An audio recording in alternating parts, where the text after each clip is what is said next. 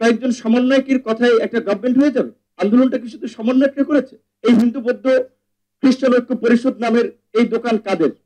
এই গভর্নমেন্টের বেনিফিশিয়ারিদের।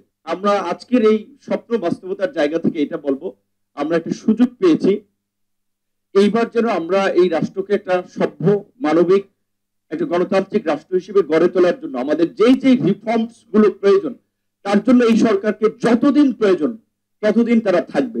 অবশ্যই সরকারের দুর্বলতা নিয়ে আমরা সমালোচনা করছি, আমরা করব, কারণ কেউ কেউ বলছেন এটা চট্টগ্রাম সমিতি হয়ে গেছে, কেউ বলছেন এনজিও সরকার হয়ে গেছে। সরি, এটা আমার ল্যাঙ্গুয়েজ না, বাট আমার বন্ধুদের, আমার রাজনৈতিক অনেকের মুখে এটা শুনি।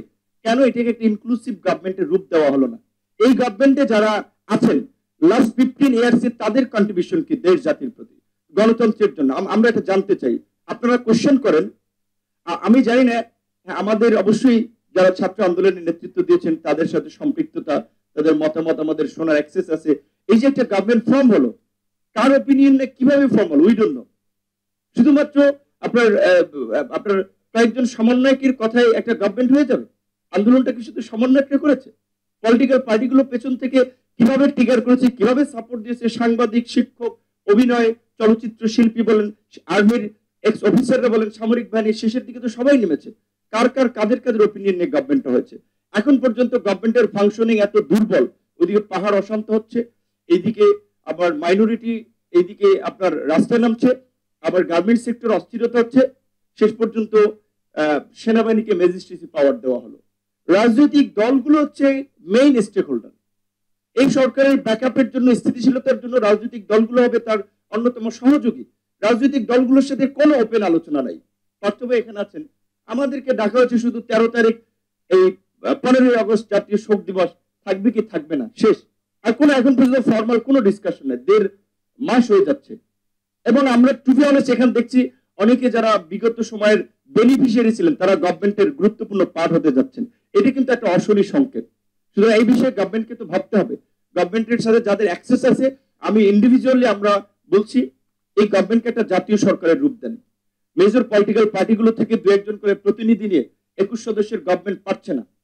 পার্বত্য চট্টগ্রামে এটা সিম্পল ঘটনা না, ওইখানে পাহাড়ি বাঙালি সংঘর্ষ হচ্ছে, কিন্তু বাঙালিদের তো শুরুর দিকের ঘটনা ইনভলভমেন্ট ছিল না। একজন বাইক চুরি করেছে, চাকমারাই পিটিয়ে মেরেছে, তাহলে এটা তো তাদেরই একটা পার্ট। সেখানে কেন পাহাড়ি বাঙালি এটা পরিস্থিতি তৈরি হলো? এখানে হিন্দু বৌদ্ধ খ্রিস্টান ঐক্য পরিষদ, সরি টু সে, এটা বলছে আপনারা যদি পরিষ্কারভাবে এই কথাগুলো না বলেন, এই হিন্দু বৌদ্ধ খ্রিস্টান ঐক্য পরিষদ নামের এই দোকান কাদের? এই গভর্নমেন্টের বেনিফিশিয়ারিদের। রানা দাশগুপ্ত এই গভর্নমেন্টের সবচেয়ে একজন বড় বেনিফিশিয়ারি। তিনি পলাতক থেকে বিবৃতি দিচ্ছেন কতগুলো ঘটনা, যে এই গত 4 আগস্ট থেকে 20 আগস্ট পর্যন্ত নাকি 2010টি সংখ্যালঘু হামলা হয়েছে। আমি জিল্লুর ভাইকে অনুরোধ রাখবো, সম্ভব হয় যদি সিজেস এর পক্ষ থেকে সংখ্যালঘুদের উপরে হামলার একটা তদন্ত করেন, এবং আপনারা যেহেতু একটা বড় আপনার প্রতিষ্ঠান, আপনাদের কানেক্টিভিটি আছে, আপনারা একটা জাতির সামনে এই প্রতিবেদন উপস্থাপন করেন। কিছুদিন আগে ইন্ডিয়ার মিডিয়াগুলোতে আমরা দেখেছি এখানকার মাইনরিটি যে কিভাবে ট্রাম্পকার হিসেবে ব্যবহার করে, যে আপনার ওখানে প্রচার করা হচ্ছে যে ঘটনাগুলো ঘটেছে ম্যাক্সিমাম 2-1টি রাজনৈতিক ঘটনা, এতগুলো এভাবে ঘটনা ঘটে নেই। তারপর আমরা চাই কোনো ঘটনা ঘটবে না।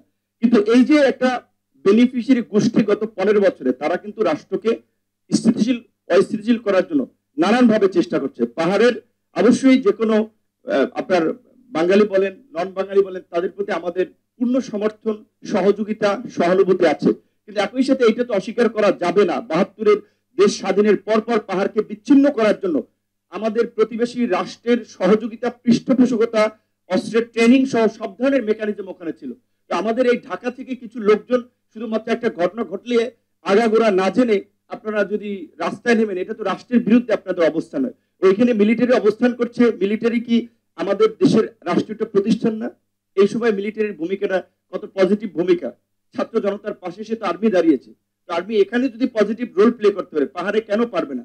সুতরাং পাহাড়ের এই সশস্ত্র গোষ্ঠী এবং বিচ্ছিন্নতাবাদীদের বিরুদ্ধে শক্ত অভিযান চালিয়ে দমন করতে হবে, অন্যথায় আমি মনে করি এটা বাংলাদেশের নিরাপত্তার জন্য একটা বড় ঝুঁকি তৈরি করবে। এইটুকু বলে আমি আর বক্তব্য শেষ করছি। ধন্যবাদ।